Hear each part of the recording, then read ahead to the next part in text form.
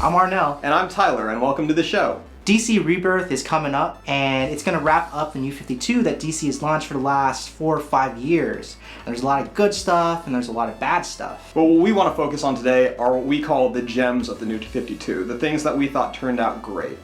The first thing we're going to talk about is Swamp Thing. Swamp Thing was created by Len Wein, I don't know, and it was popularized a lot by Alan Moore, so we didn't really get into it until it hit the New 52, and it was super cool. So the main reason I picked up this title was because I was very unfamiliar with the character of Swamp Thing, and this felt like a good jumping on point as any. First thing I noticed was the art is stunning. The way the panels are laid out are terrific. Yannick Paquette does a great job, and Snyder really brings this nice horror element to the book that I had not been used to in comics before that. So after Snyder left the run, Charles Soule took up the mantle, and he had his own unique story. He also created this new pantheon of characters, these new avatars like the Rot and the Grey. One of my favorite issues was during the Future's End tie-ins, where it kind of had a Zelda feel to it, where he was visiting the Rot, he was visiting the Grey, all in the end to meet up with Abigail Arcane. The next thing I want to talk about is when Damian Wayne died. He actually died in Batman Incorporated, but that's not what I want to talk about right now. I want to talk about the storyline that takes place after, and it's Peter J. Tomasi's 5 Stages of Grief storyline. In the very first issue that Peter J. Tomasi writes about the 5 Stages of Grief, there are no words, there are no blurbs, no thought bubbles, nothing. It's a completely silent issue. And a lot of the credit goes to Pat Gleason and Mick Gray for making such a poignant delivery on one of the sad moments of Batman's life, when you get to see him as an absolute human person. You don't get to see him as the myth that we see him as. Next up is Robo-Batman. No, not that Robo-Batman. This Robo-Batman. Initially, I was apprehensive about this book. I didn't know how I really felt about Snyder taking Bruce Wayne out of the cape and cowl, but instead he puts Jim Gordon in the suit, which I think was one of the best decisions they could have possibly made. It adds a very natural and fresh feeling kind of buddy cop vibe, which works really well with the character and with, you know, his supporting cast like Harvey Bullock and all these GCPD members.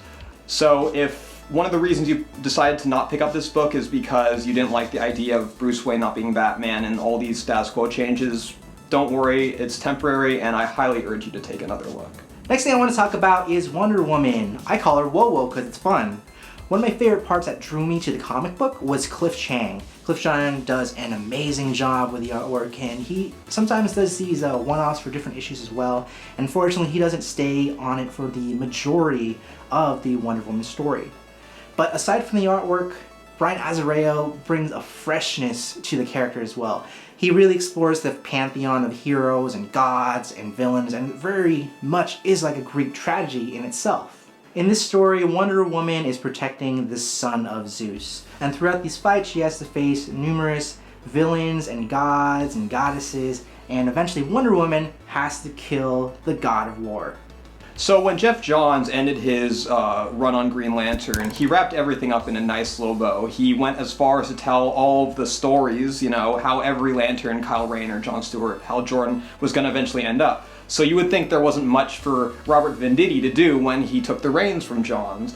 But Robert Venditti did a great job with New Gods and Lights Out and these really ambitious, frankly, stories that he did to set himself apart from Johns. But my favorite was Hal Jordan Renegade, which basically took the ring away from Jordan once again, but put him in this very kind of bounty hunter, Star Wars-esque space opera kind of storyline that I feel really did a lot to help Venditti make the title his own after taking it over from his predecessor, who did a terrific job.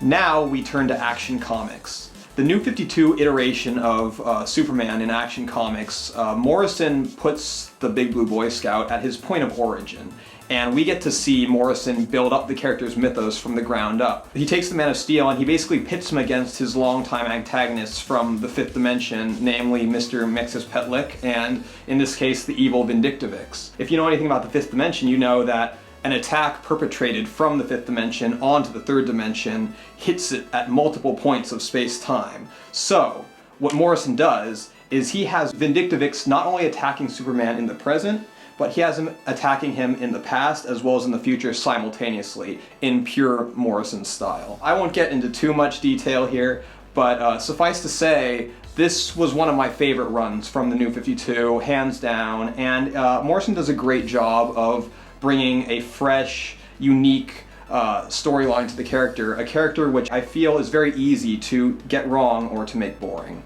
With the New 52, DC decided it would be super fun to make anniversary issues every September. They had 3D lenticular covers for Villains Month, they had Future's End, they had cash grabs. But the only good one, really, at least I think so, was the Zero issues. One of my favorite issues of the issue Zeros was the Wonder Woman storyline. She has to go on a quest for the God of War, and she has to kill the Minotaur and take its heart. In the end, she's a good person, she doesn't do it, and that Minotaur helps her out in the long run. Now, when DC launched the New 52, they had to discard a lot of their old mythos that they had built around these characters for so many years. So one of the things that I think these Zero issues do really well is they reestablish some of these origin stories and reintroduce new and old readers to some of these beloved characters that have been around for years.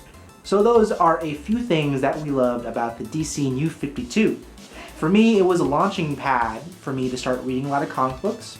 And for myself, it was a chance to see some of my favorite characters get stripped down to their most basic elements, which was very exciting. The New 52 at large, you know, it has had its successes and its failures, and it gets a bad reputation, you know, not totally undeserved. But we just want to make sure that some of the great artists and the great writers that put work into this initiative don't get overlooked, and that their books get a second read from some of you.